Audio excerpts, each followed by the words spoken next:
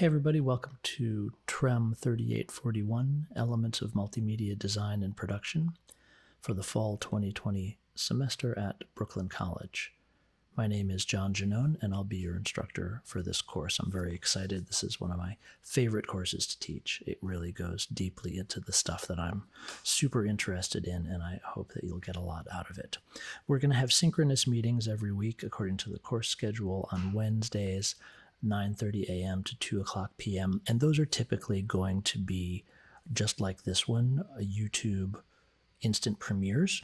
And the reason for that, the reason I'm not going to use Zoom or something else like that, is because I want to sort of prepare a package for you and a series of assignments and something that you can pause and rewind as you need to. There are going to be some things where there's going to be time limited, but generally I want you to be able to take your time with the material, go back to the material, and then I will be very available to you by email and also on our Discord server. Also, I have office hours. There'll be voice chat office hours on the Discord server. There's times when I'll always be available 2 to 3:30 on Wednesdays right after our class, and also 7 to 8:30 in the evening on Thursdays. But really you can contact me and set up a meeting anytime. I want to be extremely available to you and give you all the support you need to really have a great experience in this course. So there's some things I had wanted you to do, hoped you could do before the first class meeting, and hopefully you had a chance to do that, which was download and install the Max 8 software, which is the software we're going to be using primarily this semester, and to test that out, and also to download and install Discord so that I could send you the invite to the Discord server and you'd have Discord all ready to go, because when I send you the invite to the server, it'll be a time-limited invite. You'll have only 24 hours to add yourself to the server using that invitation. So if you haven't had a chance to download Max and install it, you're going to want to do that right now, because we're going to be using it later on in the class. So you'll go to the cycling74.com website and download Max 8. And it will try and sense whether you're on a Macintosh or Windows, but if it gets it wrong, you can always go to the other platform. This would be the Windows download. This would be the Macintosh download. You're also going to need to create an account. So if you see in the upper right hand corner of the screen, it'll say sign in, create account. You want to click on that, go to the second tab, which is create account, and put in your name, email address, password, and create a password. And that account is going to allow you to authorize Max. In the beginning, you'll be authorizing it for a 30-day free demo. After that, you'll sign up for a $10 a month subscription to Max. And just to verify that Max is working, when you're in the Max software, say File, New Patcher, and it should open up a gray window like this to show you that you are logged into your account. If you're not logged into your account, you can do so under the Help menu, User Account and Licenses.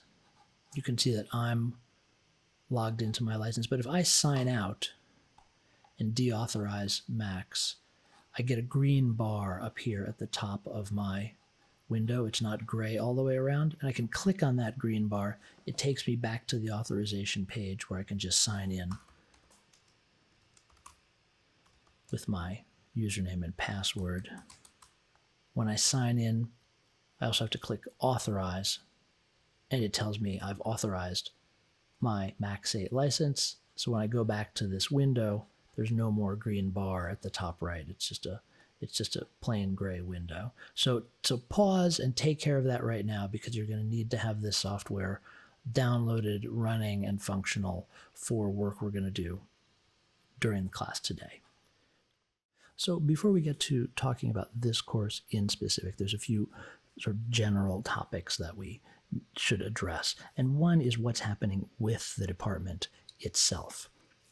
The department has updated its name and mission. So it's now the Department of Television, Radio, and Emerging Media. And the department has committed itself to teaching the concepts, techniques, and technologies rapidly emerging in the 21st century media field. This change will manifest in many classes, including this class, and may not yet be reflected in course catalog descriptions. So some of the changes that are happening right now, and they're happening so rapidly, are just mind-boggling. We have artificial intelligence and computer learning becoming extremely influential in the media field. And we have virtual reality and augmented reality. We have incredible visual effects, from our science fiction to our natural disasters to our car crashes to our jet planes, the rooms that our characters are in, and even the characters themselves are being generated or simulated on the computer. Here, just a couple of examples I grabbed because I thought they were reflective of the scale of the change that's happening right now. So this is an example of deepfake technology, where computer learning and artificial intelligence are used to examine the visual characteristics of one actor and map them onto another actor. So in Solo, a Star Wars story, Alden Ehrenreich plays Han Solo, and the original Han Solo in the original Star Wars films was played by Harrison Ford.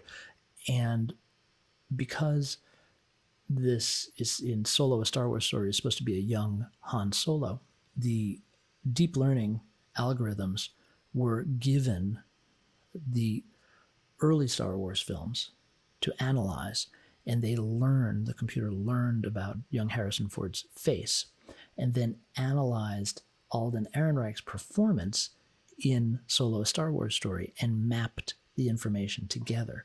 This is a completely new way of thinking about working with media, and has huge implications for the future. But it's not ready for prime time yet. First of all, it's imperfect in its application, and it's extremely computationally intensive.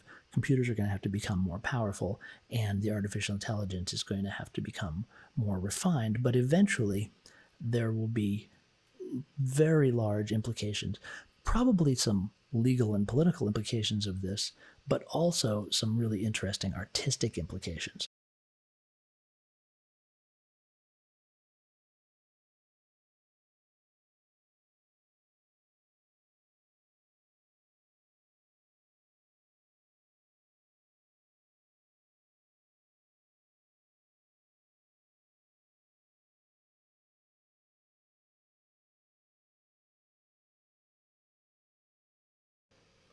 So whether or not you think this is a good thing or a bad thing, or whether it's going to, be harmful to actors or beneficial to actors, or it's going to have creative potential or not have creative potential, it's coming. Artificial intelligence is coming to our field, and it's going to influence the kind of jobs that are out there, the way in which productions are made, and it's going to be a significant transformation of the field. Now, I'm not saying we're going to study artificial intelligence in this course in particular.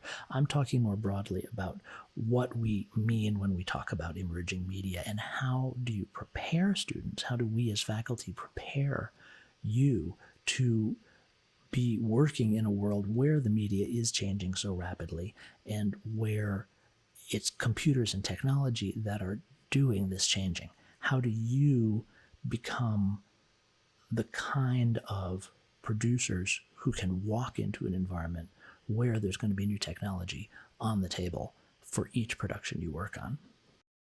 Another thing that's emerging and is about to become extremely important is virtual actors.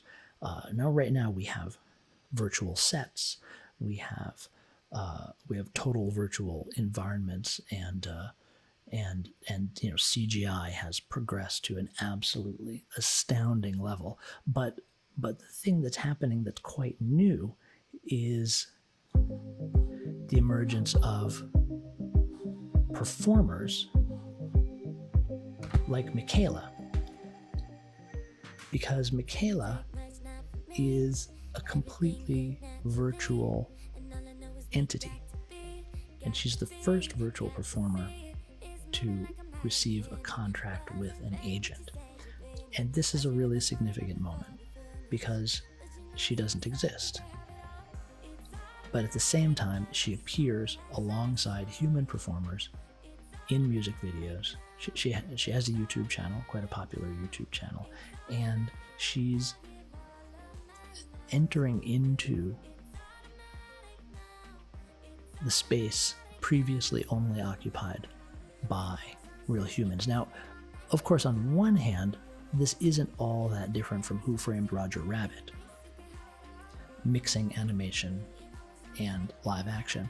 But the fact that she is nearly across the uncanny valley, that she's almost convincingly human, makes her quite distinct in the sense that the border is breaking down even more than CGI broke it down between the virtual and the real. And this is going to be an important topic, an important issue in the field very soon.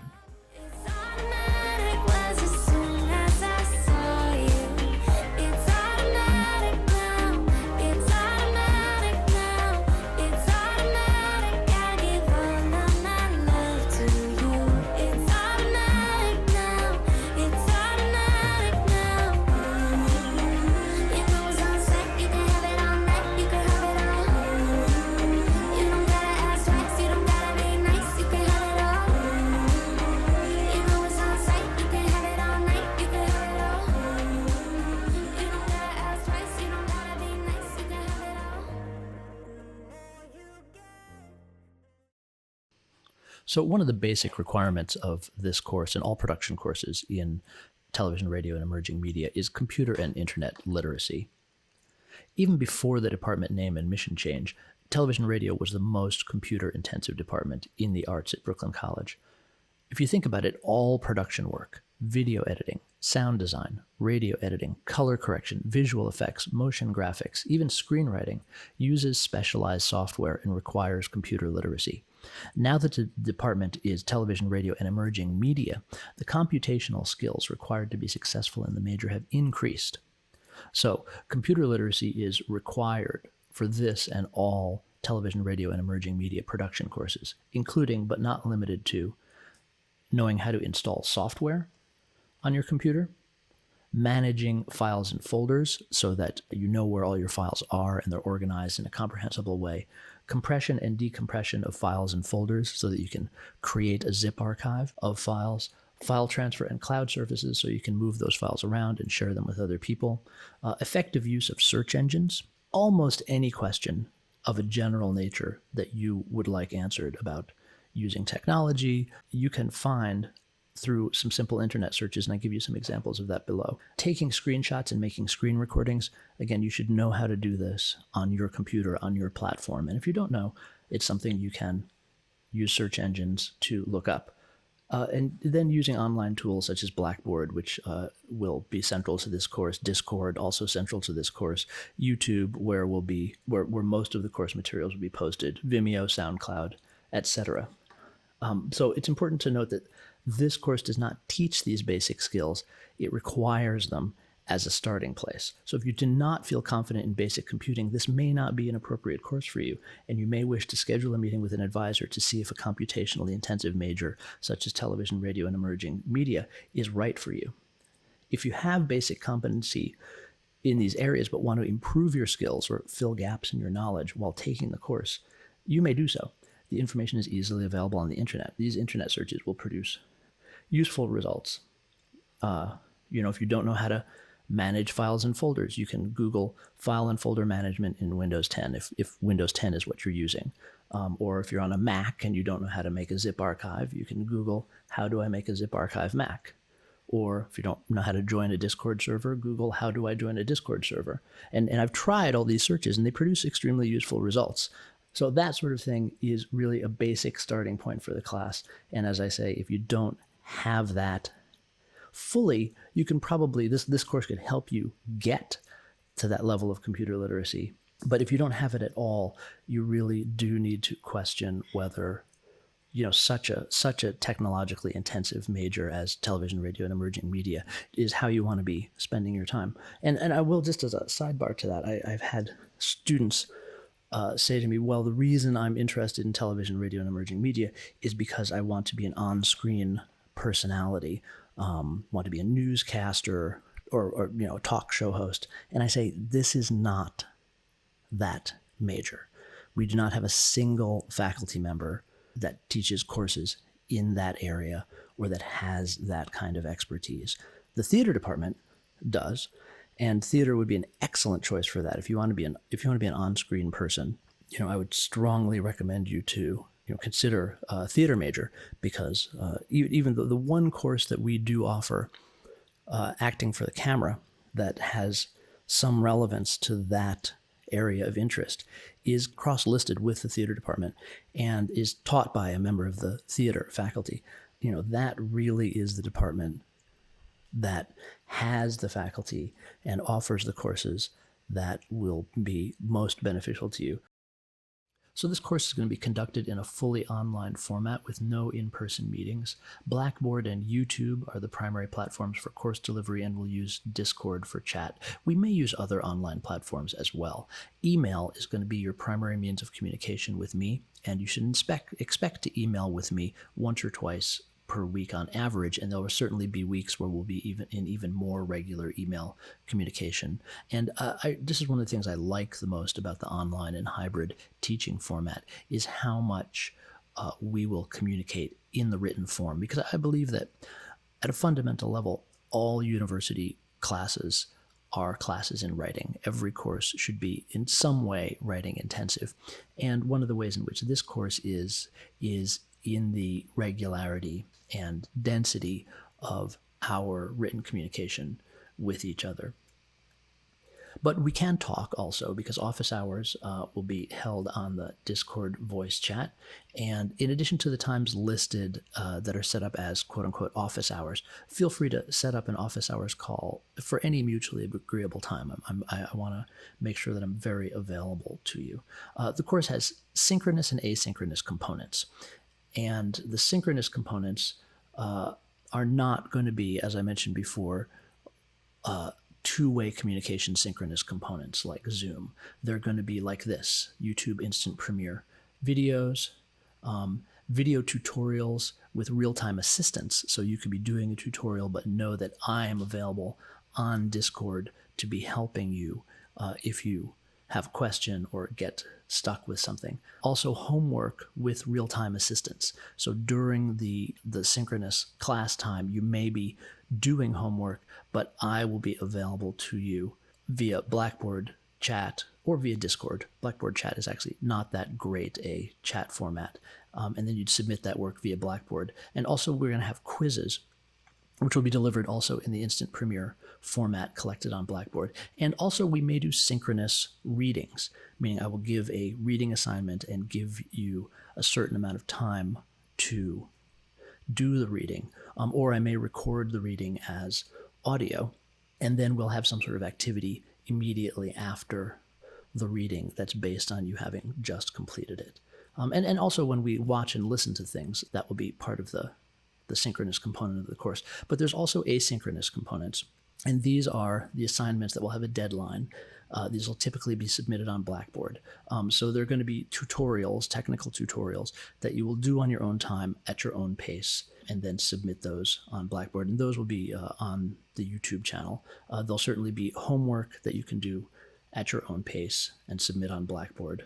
There's going to be a discussion forum, and you're going to participate in that. This is another part of the writing part of the course. You're going to post weekly to the discussion forum, and you're going to reply weekly to 2 of your fellow students' posts. And this is a really important part of the course, because one of the things that is missing from online and hybrid courses, that is a super essential part of why we go to university, is the connections you make with other students. And it gets much harder in an online format to build those connections. You want to walk away from a university course not only with the experience of having done the course and the knowledge you've gained through the course, you want to walk away with some connections to other people, people whose work inspires you, people whose work ethic is impressive to you, people you seem like you can get along with and potentially work on something together in the future. This is where opportunities come from. This is where a lot of jobs, probably most jobs, come from, is someone you know. And university study is a great time to get to know people, and not just get to know them, but get to know how they think and how they work. So this is one of the many reasons that we have an active discussion forum on Blackboard. And of course, there are going to be the course projects. So the course projects will be completed on your own time and submitted on Blackboard. And then also, part of the coursework is exploring and getting inspired. You have to go out there and watch things. You have to go out there and listen to things. Engaging with the course material also means engaging with the world of creative producers who are doing this kind of work. And, I'm going to guide you to a lot of that stuff, but also it is part of your work to be looking, be exploring, be finding artists who you think are doing important things and who are inspirational to you. And also finding artists who are new to you and a surprise to you, and kind of are approaching things in a different way or a way you never thought of. So that's going to be a component of this class as well. And I should say this course has been moving towards an online format for several years, beginning with a flipped classroom, where I took all the lectures and demonstrations and tutorials and moved them to YouTube and reserved the in-class time for discussion, questions, assisted work, and one-on-one meetings. And then I moved the course to a hybrid format so that students had more time to work at home. And then we went to a fully online format in the spring of 2020 when COVID-19 forced that, but the course was already actually prepared at that point to be in an online format. The transition was extremely smooth, actually. And now I'm thinking that, this course works best. I mean, probably it would work best in a hybrid format just because it would be nice to be in the same room together and actually meet each other in person. But I think it works perfectly well in an online format, and I think that you're not going to be losing anything by doing this course in an online format. So what is this course? What is multimedia production about? That's actually a complicated question. No single semester course can cover the vast discipline of multimedia, nor even a meaningful part of it. So what this course attempts to do instead is provide an approach to multimedia that will impart a broad-based understanding that is applicable across a wide range of multimedia production situations. So I chose an angle on multimedia that, rather than being important in and of itself, teaches you as much as possible about the broader field of multimedia, and that's generative 3D animation in a node-based multimedia environment. I'm trying to hit as many points as possible without having to look at 3 or 4 different pieces of software and 3 or 4 different workflows. We're going to be able to stick with one workflow. So this certainly isn't what you're expecting, may or may not be something that you're interested in and of itself, but it's a means to get your foot in the door of multimedia as efficiently as possible. One of the reasons we're choosing node-based multimedia is also as an ease of entry, while still maintaining as robust as possible a learning situation. So just to talk a little bit more about node-based multimedia. So distinct from code-based multimedia programming and layer timeline-based applications, node-based multimedia environments allow for complex interrelations and interactivity that are difficult to achieve in layer-based multimedia and hard for non-programmers to read and unpack in code-based multimedia. So let me take a little step back and talk about what these different multimedia formats are. So layer timeline-based applications are the most common platforms out there. And for instance, this very tutorial is made in Adobe Premiere Pro. And this is a layer timeline-based multimedia environment. Now, you may say, well, it's not multimedia, it's video editing, but video editing is multimedia. I mean, it has the possibility of image, sound, text, graphics. It's a rich multimedia environment, even though we don't necessarily think of it that way. And part of the reason we don't think of it that way is because it is in a layer timeline paradigm, which really limits its flexibility in terms of doing other things besides editing video. So when I say layer timeline, These are the layers, the stacks. On the top here, we have video 1, video 2, video 3. These are the stacked video layers. And down here, we have audio 1, audio 2. These are the stacked audio layers. And things that are at the same point happen at the same time. And then the timeline nature is time moves from left to right. So as I hit play on this, now we owe them 100 keys of refined coaxium. Right. The playback head is moving from the left to the right. So things on the left are earlier, things on the right are later. And then each layer has multiple controls related to it. So here we see that I've applied a denoise, a dynamics processor, and an automatic click remover to my audio track. So that's the layer timeline-based paradigm. We're not using that this semester. So the other thing I'm talking about here is code-based multimedia programming. And there are many, many examples of that. One example is the language processing. So you can see here's a simple processing sketch that's following the motion of my mouse. And these two squares are interactively responding to the position of the mouse on the screen. And this is made with these lines of code. These lines of code produce this interactive situation. So this has a much greater potential for flexibility and interactivity than Premiere, but it requires code. And this is one of the things that I really want to avoid in this class, in part because I have taught this class using code in the past, and it's not effective for all students. If you don't have any background in coding, if you haven't taken a computer science class, or you didn't do some coding in high school, it's really hard to break into this kind of thinking in the course of a single semester, while also trying to be creative, while also trying to make stuff that you're interested in.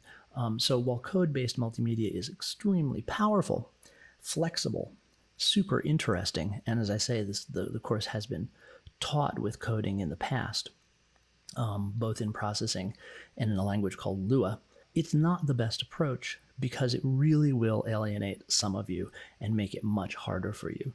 So we're not going to take a code-based approach. In fact, we're going to strictly have a no coding semester. Most environments you can't get very far before some coding is required, but we're going to use one this semester where you can work creatively for years in the environment without needing to write a single line of code. There's nothing wrong with code, and you may very well, particularly if you're in the journalism field, end up doing some coding as part of your work, because data visualization is an important part of journalism, and the language R is a coded multimedia environment for data visualization that really most journalists will need to use at some point. But for now, we get to have a semester of doing multimedia with no code.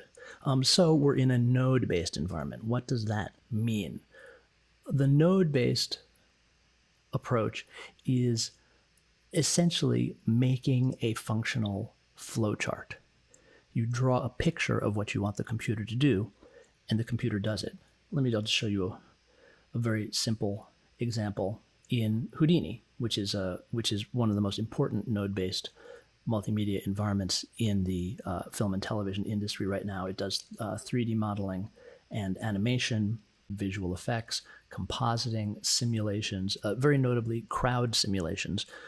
Very often when you see a crowd scene in a film, only a few of the actors in the crowd are actual human beings, and the remainder are a crowd simulation. And Houdini is one of the primary tools for doing simulations like that. So let's just take a look quickly in Houdini.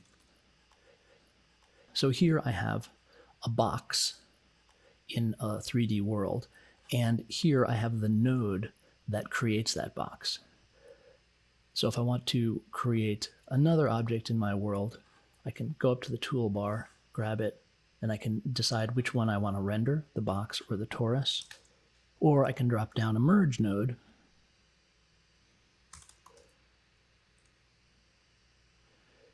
and I can merge the box and the torus and render them both. So these nodes represent what's happening in my world. So I don't have to write any code to create this, nor do I have the necessity of a timeline. I mean, Houdini does have a timeline in it, but one can create outside of time, and that's a very important feature of node-based work.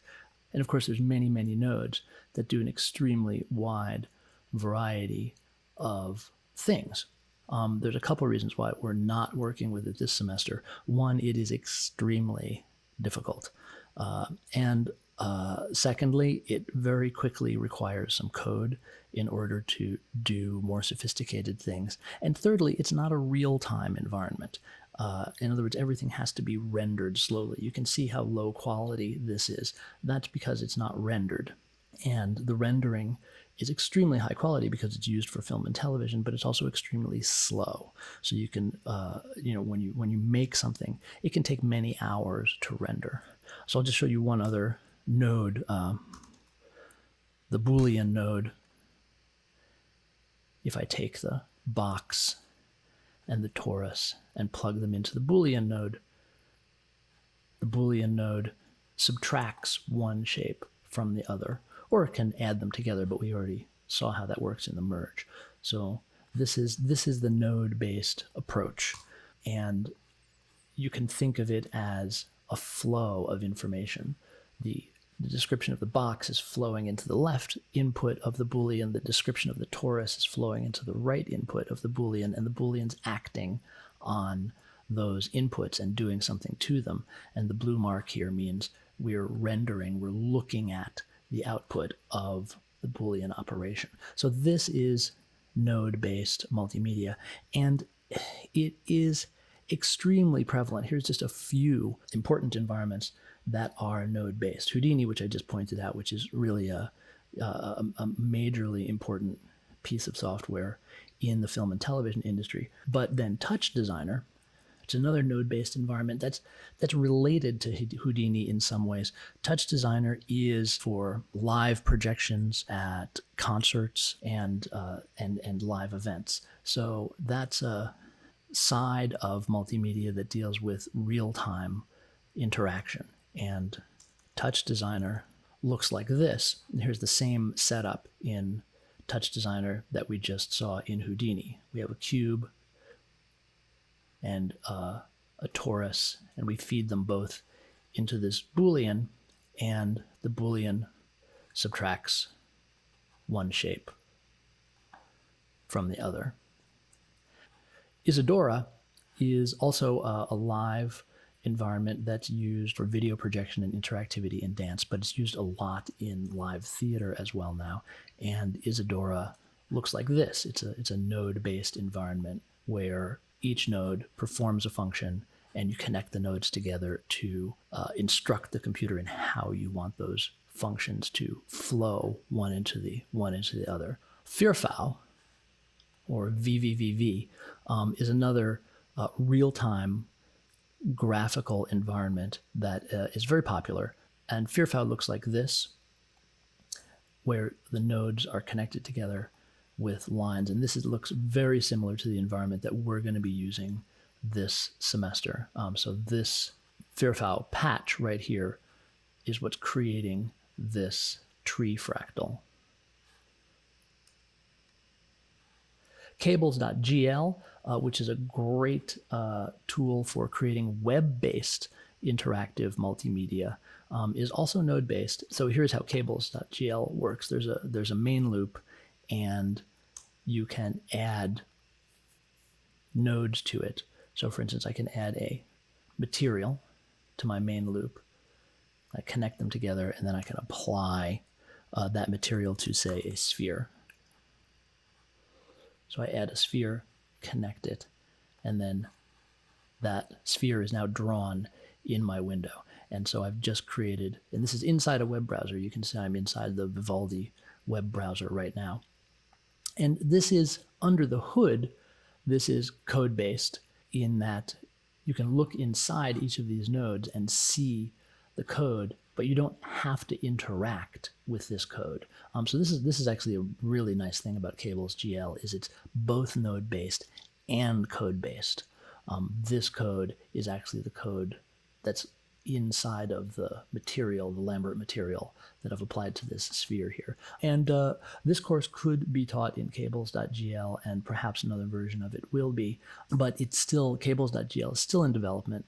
But like I say, you might want to go to cables.gl and create an account and just play around a little bit in cables, because it's super fun and easy. And then the nice thing is the output is web-based. So Blueprints is a node-based environment for game interactivity in the game engine Unreal.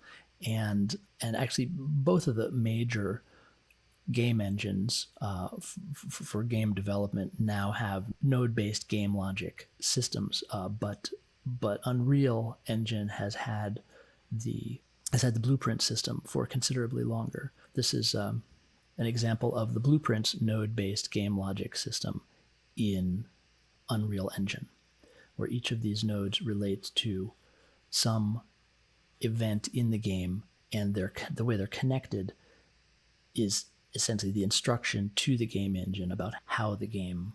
Grasshopper 3D is for 3D modeling inside the Rhinoceros 3D environment, and this is actually being taught here at Brooklyn College in the art department. Reactor is for creating sound synthesizers and musical instruments in software. And Reactor, again, is an extremely deep language that has many, many layers. So here we're seeing one layer of Reactor that's a fairly high-level layer, meaning we're connecting together larger chunks of nodes to create a functional synthesizer. So here's the control panel of that synthesizer, and then here's the way the elements of the synthesizer are connected together to create the sound. But the interesting thing about Reactor is inside each of these is another set of nodes that creates what it does. And inside each one of those nodes, there are more nodes, and it's nodes all the way down. So unlike cables.gl, where there's code eventually under the hood, in Reactor, it's nodes and then subnodes and then subnodes and then subnodes, all the way down to an extremely fine-grained level. Flowstone is an interesting node-based environment because it crosses a number of different disciplines. It's used for sound synthesis and creating VST plugins for effects and music, but also it's used in the sciences and it's used in robotics. And if you take a look at Flowstone, you'll see it's a node-based environment where nodes that do things are connected together. So here we see a simple synthesizer being built in Flowstone. DaVinci Resolve is mostly a layer timeline-based application. It's a video editing, but it's also a very important tool in the film and television industry for grading and color correction. And the portion of it that does the grading and the color correction is node-based. So here is a shot being color corrected in DaVinci Resolve, and these are the nodes that are instructing the software how the path of the image is being processed through multiple color correction and grading nodes.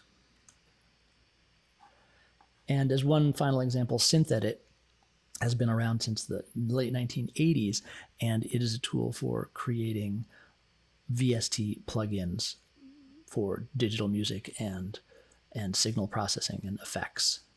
SynthEdit looks like this, and again, you're starting to get a hang for what this node-based thing is. You know, there's modules that do things, and they're connected together, and the way in which the modules are connected together is what determines how the information flows through them, which determines how they work. In this course, we're going to be looking at a node-based system called Max, and you've already downloaded that and have it running on your computer. And we're using Max for a couple of reasons. One really important reason, which I've mentioned before, is that it's a no-code environment. I'll talk about this more in a bit. But anything you want to do in Max, you can do without writing any lines of code, and that's very significant. You're going to be seeing a lot of Max this semester, but here's just a very, very quick introduction. You hit the N key to create a new node. Any attributes of the node can be typed in after the @ sign. I'm not going to explain these. I'll explain these later in tutorials. And when you hit return, the node is instantiated, and whatever that node does will become active. So in this case, I've created a 3D world that has a floating window attached to it, and I've turned it on. Then I'm going to create a video grabber and set it to my webcam, which is my vDevice1. I will turn it on, so I'll create an on-off switch and turn it on. Then I'm going to instruct it to send out its imagery every frame, and I'm going to send that imagery right into my world, and hello, there I am. Hi there. So this piece of node-based multimedia right here is what's connecting my camera to my screen. So what are we going to make? Well, that's a great question. One of the reasons we're using Max is because it is very good for real-time, responsive, generative work. Coding is also excellent for that, but as I've said, coding is very difficult. There's a couple other applications, some of which we've already looked at. For instance, Touch Designer, that are also have a real-time focus. But Max offers a tremendous amount of power and flexibility, again, without needing to go into coding. And also, it's an environment that I know extremely well. I've been using it since the early 90s, and it's I've followed along with its development since then and have used it consistently throughout my career, so I can really guide you and help you in Max, probably better than in any of these other environments, even though I've worked quite a bit in some of them. So the kind of projects that come out of this class, for the most part, I've found that making music videos, making sound responsive 3D real-time music videos covers a lot of the bases that I want to cover in terms of what I want you to come away from this course knowing. And so that's the starting point. Now, some students have embarked on different projects.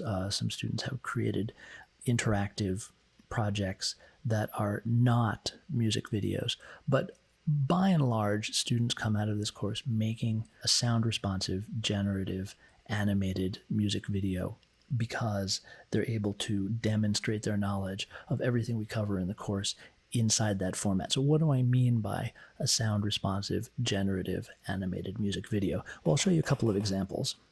One great example is Dennis.video. Dennis.video is a code-based multimedia project where the music creates the animation that you're seeing and creates it slightly differently each time, but the animation is actually responding to the sound of the music. So if you take a look, if I refresh this page at Dennis.video, it says generating music video. So it's actually creating a set of randomized parameters at the outset, and then it's going to apply those parameters once the music starts to how the visuals are created. And this video that you're about to see is well within what you could accomplish this semester in this course.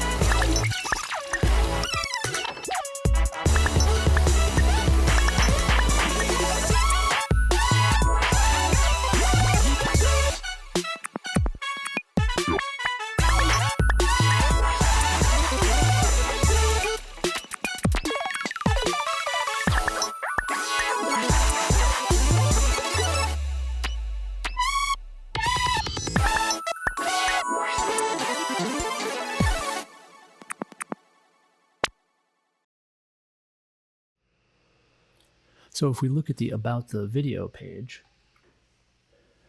we see that Dennis is a real-time video. It's a generative 3D experience whose every moment responds to the song's finest details. Each frame is created in real time. Nothing is pre-rendered. So this is very much along the lines of what we'll be working on this semester. A generative 3D experience that responds to sound or music. Thinking also in terms of work that you could conceivably make using just the tools and techniques that are taught in this class, let's take a look at a piece by Austrian designer Johannes Lampert, who does the incredible Anatomy of a Track series, where he takes music by composers and bands and visualizes the music.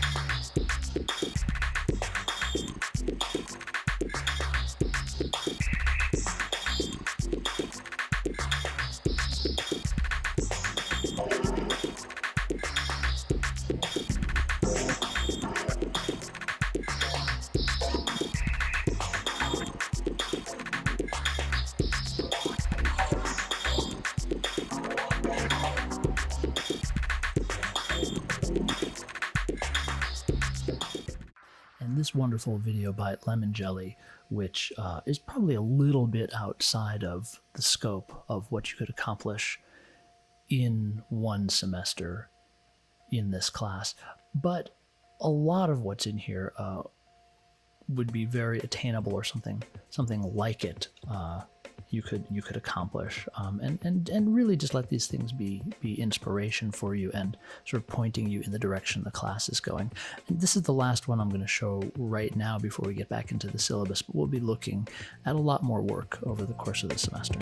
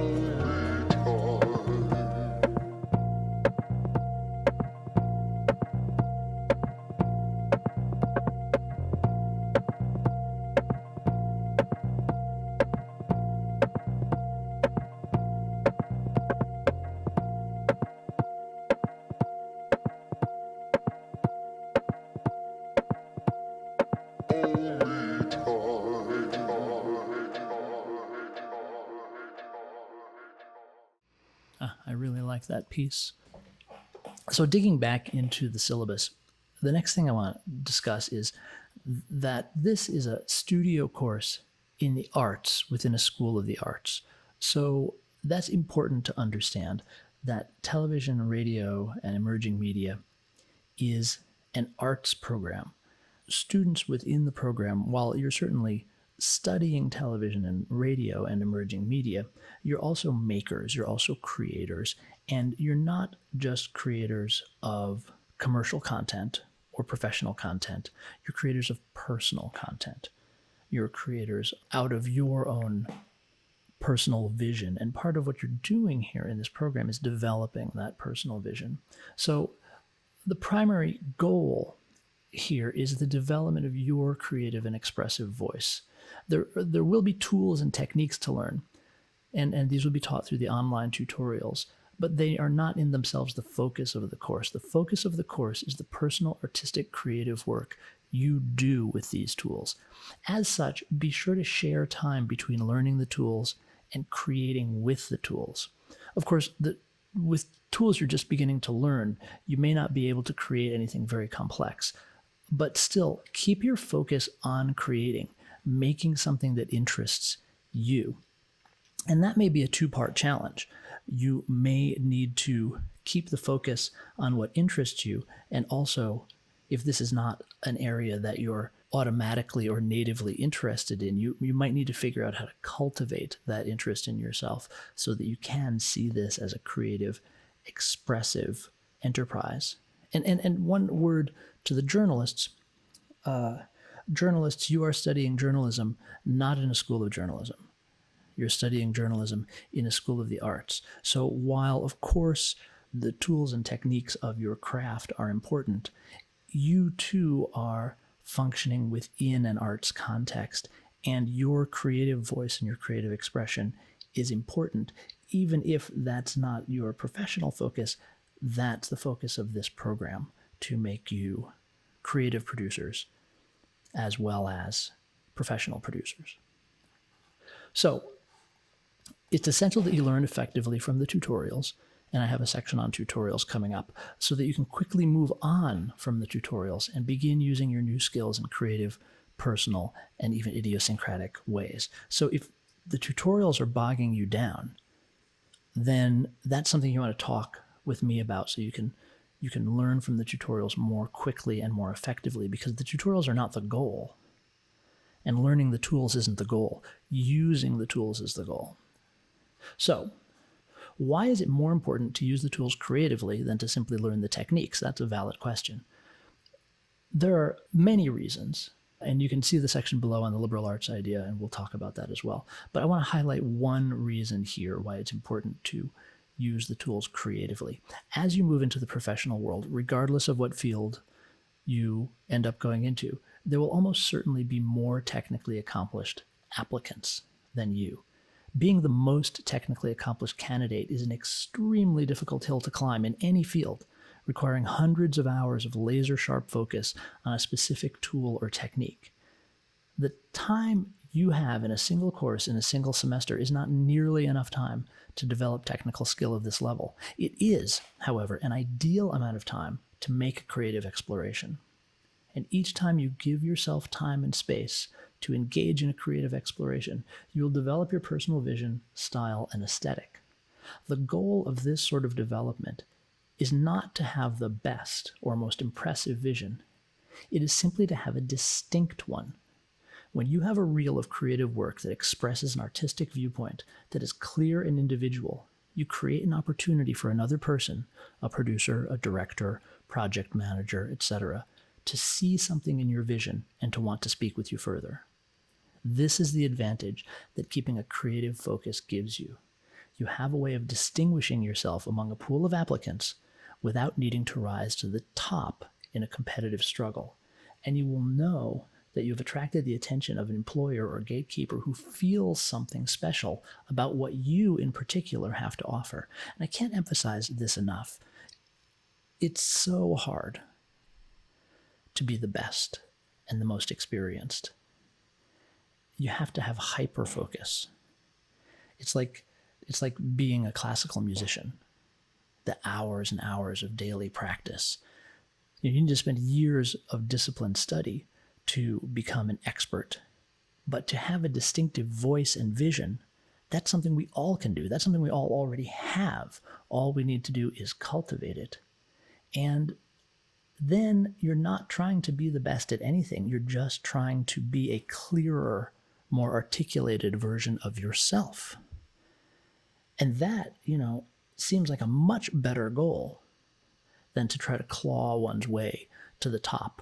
Now, of course, one of the great things about university is every course has a different viewpoint, every professor has a different opinion, and this is just my opinion and I'm voicing it, but it's the opinion, I think, that's also behind choosing to study the arts and majoring in an arts program such as this, is that you too believe that developing your creative voice, developing your personal voice, is actually one of the significant goals of university study.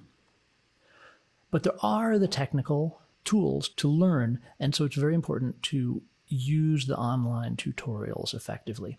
And this is not just about this class. This is a much bigger issue, because learning from tutorials is now, and has been for several years, an essential professional skill. With the combination of remote work, online learning, and the proliferation of online tutorials for an incredible variety of tasks and tools, it is likely that you will do the majority of your learning from tutorials as soon as you enter the professional world. Probably all of your learning.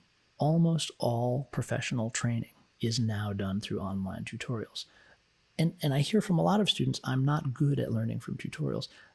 This class gives you a great opportunity to change that. So many students do not have experience learning from tutorials. Very few classes teach learning from tutorials as a skill in itself. This class does, and thus is an excellent way to get this essential experience. For some students, simply developing the skill set of learning quickly and effectively from tutorials could be the most important outcome of this class in terms of what's going to be most useful to you professionally. So I'll guide you through strategies for effective learning from tutorials throughout the class, and I'll start now with a few basic tips, and you're going to be able to apply these today because you're going to be learning from a tutorial in the class today. So it is typically not useful to watch a tutorial. I sadly often see students waste many hours watching and rewatching tutorials. Instead, always do a tutorial, actually following, making, building every step along with the instructor. In the case of my tutorials, which are highly packed by design, this is particularly the case. Never just watch one of my tutorials. Always do it as you watch it. Build it as you watch it. Even if it's a review, build it as you watch it. So tutorials are meant to be constantly paused and rewound. In the beginning, when you're working with a packed tutorial like mine, where the materials is presented densely and quickly, you should probably be hitting pause 5 to 10 times per minute and rewinding 3 to 5 times per minute. So sometimes you're not letting more than 5 seconds go by in the tutorial without pausing and doing something, or pausing and rewinding. That is much, much more than you think it is, unless you are quite skilled already at learning from densely packed tutorials. So when budgeting time for a tutorial, multiply the tutorial length by 2 as a starting point. So if it's a 30-minute tutorial, budget an hour. After doing a few, you'll get a better sense of your pace, and the pace will also vary with the difficulty of the tutorials. There might be some 30-minute tutorials that are going to take you an hour and a half or 2 hours. But there's other 30-minute tutorials that you'll blow through in an hour. But you're never going to go real time through a tutorial if you're doing it properly. So when you're making or building what's being demonstrated in a tutorial, make sure it works at every point. This is key. It's not just about making it, it's about making it and knowing that it works. And that at the end of the tutorial, what you have built works exactly as the demonstrated version does, in every detail. And if it doesn't, go back and find the error point, because tutorials are not meant to give you general information. They're meant to give you specific information that then you generalize from once you've mastered that specific information. And remember, the goal of a tutorial is never to build the demonstrated thing. The goal is to learn the tools, techniques, and concepts behind the techniques. You will likely never build that exact demonstrated thing again. Tutorials are typically arbitrary demonstrations to help you learn the tool or technique itself. Now, this next one is really important. Immediately after completing a tutorial, you need to budget time to work with the tools, techniques, and concepts you were just introduced to. If you have homework, start it immediately after finishing a pass through the tutorial.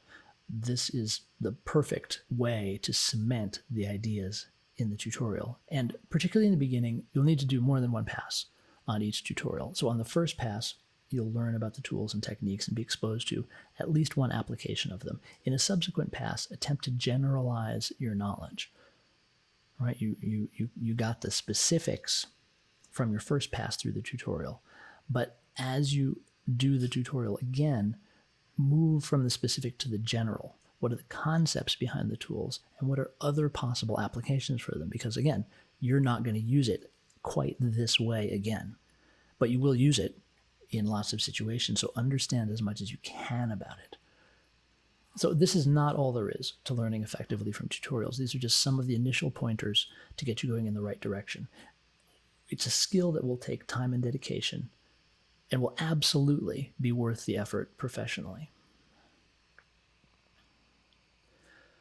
So let's talk a little bit about your interaction with me during the semester. I am constantly available to you via email, and I encourage you to be in contact with me regularly. On average, we will probably exchange emails twice per week, and I will require at least one email per week as part of the class participation grade to ensure good communication and to build your skills in framing questions. I'm also available to you via scheduled Discord voice chats, and I look forward to speaking with every one of you this semester. And in the beginning part of the semester, please set up some time so we can talk. So asking good questions has always been a key to effective learning. And in an online course, formulating good questions is even more essential. In this course, questions about course material are to be asked by email or on Discord. We're going to reserve voice communication for discussion, discussing strategies or approaches to the material, getting artistic feedback or seeking inspiration, or even if you're just feeling frustrated or not sure what direction to take or want some pointers on how to strategize working effectively from the tutorials. That's great stuff, but if you have technical questions, they're going to be in a written form by email or by Discord text chat. One of the reasons for this is to build skill in formulating good questions. Like learning from tutorials, asking good, effective questions is a learnable skill and an essential professional tool. So, this is also going to be an ongoing discussion, but what is a good question? Well, for the purposes of this course, there's 4 parts to a good question. The question clearly articulates the issue, including any necessary context. It gives a concrete example whenever possible that illustrates the issue. It details what approaches have already been tried to address the issue and why it seemed they might address the issue. And this one is really important. Don't ask a question until you've tried to answer it yourself. And when you ask the question, be specific about what you tried, how you tried, because often that information is more important than the question itself in helping me understand what information you need. And give a concrete example of at least one approach you've already tried. So asking a question should never just be an expression of not understanding. Before sending the email, figure out specifically what you do not understand and think about how best to express that clearly and specifically with an example if you can. And then also, before sending the email, evaluate your own attempts to address the issue yourself. What steps have you taken on your own specifically? Include these in your email with an example of what you've tried. The answer to a well-formed question will usually not be simple. It will provide information as well as direction to further explore in order to assure or deepen understanding of the issue. So asking a well-formed question is also inviting more work for you. When you formulate your questions, be sure to set aside time to actually explore the answers. So when doing anything besides the most basic work with computers, you eventually run into math. Why? Because computers are only capable of one thing, math. Every image we see on a computer display, every sound we hear, every printed page is encoded in the computer as numbers. While very simple software sometimes succeeds in hiding this numeric basis of computing, anyone wishing to move beyond the absolute basics of sound or multimedia will need to confront the wholly numeric basis of the computer as a tool. The good news here is you don't have to do any of the math. The computer is vastly better at math than we are, and since math is its only true language, it doesn't balk at even the most complex calculation. But every time you instruct a computer, you're giving instructions about doing math. And once you begin working beyond the most basic level in sound or multimedia, you'll need to know something about the kind of mathematical instructions you're giving. Again, good news. This is often very simple. Usually, it is as easy as knowing when to have the computer add, subtract, multiply, or divide, and if a series of operations is required, knowing which to do first. In other words, you need to be fluent in elementary school math concepts, the same math you use to understand your finances, do home improvement projects, cook and bake, follow sports, plan travel, etc. Also, it's often about knowing the limits of ranges or relationships of numbers. Here's two simple examples. The instantaneous amplitude of a digital sound, so the volume of that sound at any given moment in time, is represented in the computer by a number between -1 and 1. So this is an important piece of information. When you're dealing with the volume of a sound, it's got to be represented by a number between -1 and 1. There is no 2, there is no -2. So there's certain math you can't do. For instance, you can't add 3 to the volume of a sound. If you do, you're pushing it out of the legal range. By the same logic, you probably can't multiply it by 100. Unless it's extremely, extremely quiet sound, multiplying it by 100 is going to push it out of that range of -1 to 1. And you'll be using numbers that have no meaning. But, for instance, the average amplitude of a digital sound is represented by a number between 0, silence, and 1, maximum possible volume. So average volume and instantaneous volume have different numeric ranges. This is stuff that you've got to be able to work with and manipulate in this class. This is the kind of math that's required. It's not really math as much as mathematical thinking. Here's another example. Sound is also measured in decibels. So in addition to being measured in this numeric -1 to 1 range, there's also this measurement called decibels. Every increase of 10 decibels results in a perceptual doubling of loudness. If sound goes up by 10 dB, it will sound twice as loud. So amplifying a sound by 20 dB will result in a sound that is perceptually 4 times louder, a doubling of a doubling. Ordinarily, we'd say, if it doubles when it goes up by 10 dB, if it goes up by another 10 dB, that'll be 3 times as loud. But actually, that's 4 times as loud. And if it goes up by 30 dB, that's 8 times as loud. There is no math in this course that should even be remotely difficult. The challenge is only in applying the knowledge you already have and can already use effectively in other contexts in a new and different way. And one note to those of you who have some experience in sound, you may have been taught elsewhere that every 6 dB increase doubles the loudness of a sound. This is also true. Every 6 decibels, the sound pressure level of a sound is doubled. This is mathematical doubling that we would use, for instance, if we were looking at protecting listeners from hearing loss. as opposed to perceptual doubling that we would use when thinking about an audience's experience. It is also true that with every 3 decibel increase, the power of a sound is doubled. This is usually thought of the other way around. You'd say it takes twice as much power to raise the level of a sound by 3 dB. So whatever power you're using now, double it, and that will raise the sound by 3 decibels. And that's useful when thinking about amplifiers and power requirements. So this has come up previously, but this is specifically a no coding class. We use Max as the primary software in this class because it is a multimedia authoring environment that never requires coding. Well, it certainly has the capability of coding within it, as do almost all node-based environments. It distinguishes itself by allowing near total access to the capabilities of the software with no code whatsoever. By comparison, most node-based environments will require at least some coding within the first few weeks of study. One can work in Max for years without writing a line of code. Studying multimedia in the 21st century almost always requires some coding, and certainly this class has been taught with coding in the past. Using Max is one of the ways coding has been removed from this class without oversimplifying the material covered.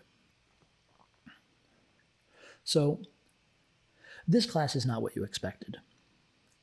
If you did not contact me before the semester started, I'm quite confident that this course will not be what you expected. College classes are not objective.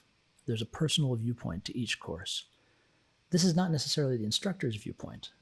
For instance, in a class with a textbook, the viewpoint is probably that of the textbook's author. In a class on a particular artist or thinker, certainly it is that artist or thinker's viewpoint that drives the class, although certainly the instructor's views on the artist or thinker will also be important. In a studio art class such as this, you have my viewpoint as an artist and professional driving the class. Thus, what you are getting is my current, personal, individual take on the material as a stepping-off point and inspiration for your own creative explorations. Thus, without contacting me before the semester, there's no way you could have known what to expect. This is compounded by the fact that the television, radio, and emerging media department is changing, and this course is one of those at the forefront of the change. The department's new emphasis on emerging media is causing a shift in the emphasis of many courses, and since emerging media is my field of specialty, the change is quite present in my courses in particular. Lynda.com and what you don't need to pay for anymore. With a Brooklyn Public Library account or a New York Public Library account, incredible free Lynda.com tutorials are available for all major professional tools via the library web portal. Not the Brooklyn College Library web portal, the Brooklyn Public Library or New York Public Library web portal. It has never been easier and totally free to learn Photoshop, Pro Tools, Illustrator, After Effects, Premiere, Audition, etc. There is no longer a reason for you to pay college tuition to learn these tools. This is a good thing, in that it relieves college classes from needing to provide training in packaged software tools, which is neither an effective use of university class time nor student tuition dollars. The fact that these resources are available online at no cost means that college classes, and particularly liberal arts-focused curricula, can spend more time on the liberal arts and creative aspects of their mission. So definitely, if you don't have a library card, get a library card, and just know that you have amazing professional instructors and hundreds of hours of tutorials on an incredibly wide range of tools and techniques that can be very useful to you professionally. Time commitment for the course. The general formula for university study is plan 2 hours of non-synchronous work for each credit hour. So since this class is a 3-credit, 5-contact-hour course, you should expect to spend 6 hours per week on this class in addition to our synchronous meeting. Some weeks you might spend more, some weeks you might spend less. This is just a quick review of the liberal arts idea. Brooklyn College is a liberal arts institution, and television, radio, and emerging media is a department with a particularly purist approach to the liberal arts mission. In other words, it is distinctly not professional training. The goal of a liberal arts department is to, through a subject matter, train the mind in domains such as critical and analytical thinking, rapid, effective comprehension of novel ideas, developing a clear and convincing writing style, problem solving, creativity and expression, developing intuition, framing ideas in cultural, historical, ethical, epistemological, and theoretical contexts. There's nothing wrong, absolutely nothing wrong with professional or conservatory training. And these things are available within CUNY and even in certain departments at Brooklyn College. But it's important to recognize, if you have not yet, that you are not in such a program. The mission of this department is not to prepare you for a career in television, radio, or emerging media in the same way that the English department is not preparing you for a career in English, nor the history department for a career in history, etc. In TREM, we are studying television, radio, and emerging media as a means towards training the mind and perhaps the spirit. We, the faculty, are teaching to the liberal arts mission through the field that we work in and know best.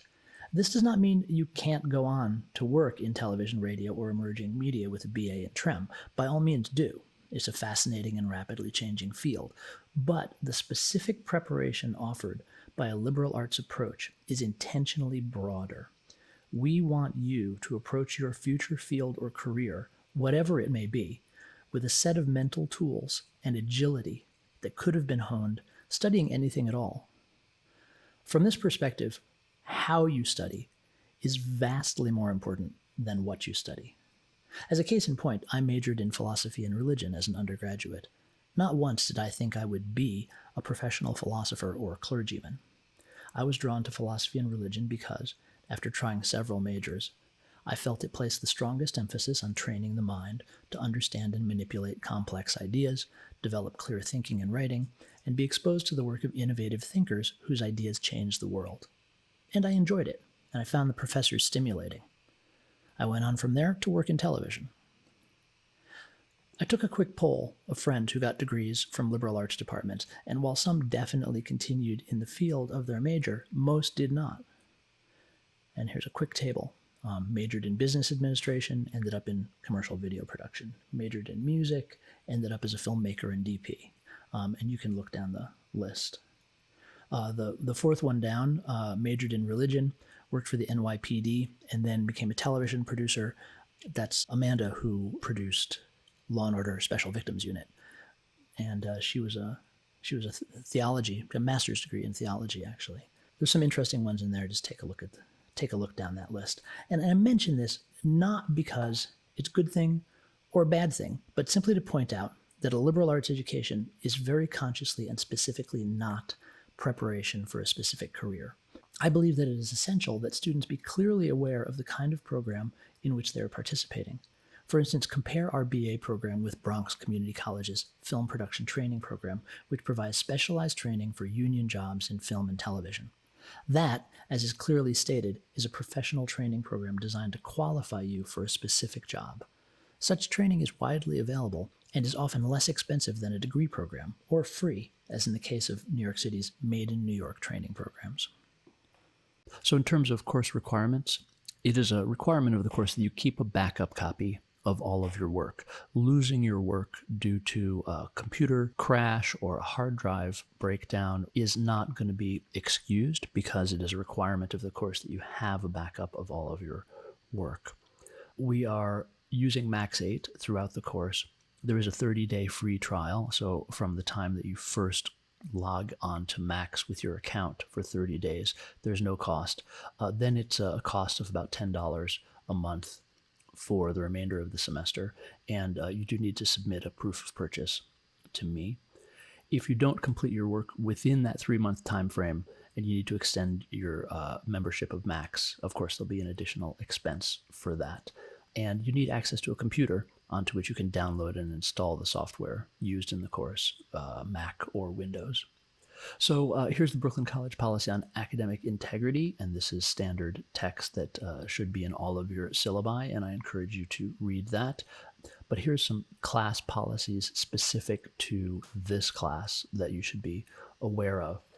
So in this class, your work must be independent and demonstrate your individual understanding. While it is okay to ask a friend or classmate for assistance in understanding something, you may not copy and paste or exactly copy any of their work and submit it as your own nor have them do any work for you. Similarly, you may not copy and paste or exactly copy work from any other source. By the time you're done transforming any borrowed material into your own derivative work, it must substantially differ from the source. Even so, the source of any material you received from a classmate or any other source must be cited.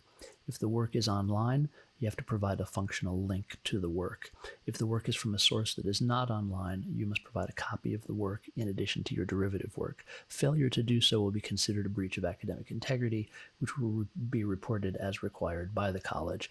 Any breach of academic integrity, the one described here or any other, will result in a course grade of D-, regardless of any other grading factors. And part B of this is that material provided by me as part of tutorials, quizzes, demonstrations, for instance, image or sound files that I provide, may not be used in your own creative work. It's each student's responsibility to find or create the media used in their projects, except as specifically stated. Here's the college's statement from the Center for Student Disability Services, also standard in all syllabi. You should read that, as well as the student bereavement policy. So every course within a department fits into a structure of department objectives and partially fulfills those objectives through its own course objectives and anticipated outcomes. These sections refer to how this course fits into the structure of the department. I encourage you to read it and let me know if you have any questions about it. Let's move on to the method of evaluation. So 25% of the grade will be for the synchronous assignments. These are projects that you complete or attempt to complete during our synchronous meeting times, and these will include quizzes and what would have been called in-class projects, and also homework that's assigned during the synchronous meeting so you can get started on it while I'm available to help you. Developing speed and confidence in your work is an important part of the synchronous assignments. You need to achieve a certain comfort level and fluency with the tools that allows you to work quickly and fluidly so that you can get past the technical hurdles and move on to the creative part of the project. Any missed synchronous assignments must be made up. There's a policy in the class of completion of all assignments. We'll get to that in a moment. Also, attendance is taken through the submission of synchronous assignments. So even if you've not completed the work or you feel you've done poorly on it, be sure to submit it in its incomplete form so that I give you credit for attendance, and then you can complete it and submit it later. Then 25% of the grade is for the 1-week projects and the homework. So this is work that will be assigned with a due date and submitted on Blackboard and completed on your own time. So the class participation grade consists of remaining in regular email contact with me throughout the semester about assignments, projects, course progress, creative dialogue, and any other topics, as well as regularly asking well-formed questions. Also, part of the class participation grade is discussion with fellow students on the class discussion board, and you're assigned 1 post per week and 2 replies per week on the class discussion board. Also, there may be other class participation assignments throughout the semester that will be part of this 25% of the grade. And then 25% of the grade are the major projects. These are major creative and technical endeavors using the concepts taught in the class. Some aspects of these projects will be at your discretion, other aspects will be assigned. And then this is the completion of all assignments policy, which is an important feature of this class. Because each thing we do builds on something we've done previously, and because work you do is later going to be folded into future assignments, you can't skip anything. Quizzes, homework, 1-week projects, work in progress, submissions, questions, all assignments of any type must be completed. And failure to complete all assignments just takes 20% off of your grade. Late work will be penalized 10% if it's late, plus an additional 10% per week late. But no matter how late it is, all coursework must be submitted. There's also a couple of maximum lateness conditions. So if you have 3 or more assignments that are more than 1 week late, or any assignment more than 3 weeks late, you get an automatic D in the course. Now, of course, that should never actually happen, because if you're in a situation where you have an assignment that's more than 3 weeks late, or you have 3 assignments that are more than 1 week late, you should drop the course. I mean, clearly you should drop the course. If you don't, and you choose for some reason to stay in the course, your grade will be automatically set to a D, and regardless of what else you submit over the course of the semester, that D will not change. Now, if you submit work in an incomplete form, that's fine. You'll receive a grade of 0.1 on Blackboard. And if you submit the work by the deadline, incomplete work will automatically be given a 24-hour extension without penalty. So if you submit it by the deadline, but it's not done, and you finish it within 24 hours, that will still count as submitted on time. However, if you submit incomplete work and don't submit the completed version within 24 hours, then it will be considered late. There'll be a 10% penalty plus 10% per additional week late. So attendance of the synchronous meetings is required. Please plan to miss no synchronous meetings. Do not schedule any work, doctor's appointments, or appointments of any type during the synchronous meetings. They will not be excused. The first absence from a synchronous meeting will deduct 5% from the final course grade. Subsequent absences from synchronous meetings will each deduct an additional 10% from the course grade. 3 absences will result in an unrecoverable grade of D in the course, regardless of any and all other grading factors, with an exception in the case of a documented medical emergency. Due to the importance of attending the synchronous sessions, absences are not excused except in the case of a medical emergency or religious observance. Work and job interviews are not excused absences. To petition for a medical absence to be excused, submit official documentation of a medical emergency and a signed letter from a person who is not a family member explaining the situation with contact information. Absence due to religious observance is excused per New York State education law. Absence on the first day of class is automatically excused and is not included in the 3 absence limit. So we've already touched on academic integrity, plagiarism, and cheating. A breach of academic integrity, plagiarism, or cheating will result in a final grade of D- in the class, regardless of projects submitted, projects not submitted, or any other grading factors. Also included in the syllabus is a rubric, which clarifies the categories of things that meet expectations, do not meet expectations, or exceed expectations. So if you want to know what the grading is based on, I suggest that you carefully look through this rubric. And at the end of the syllabus is the course schedule, which just shows the days on which we have synchronous meetings and a rough description of what's going to be happening on that day. However, this is going to be modified based on the pace at which the class as a whole is progressing, and updates will be posted to Blackboard. And that's the syllabus.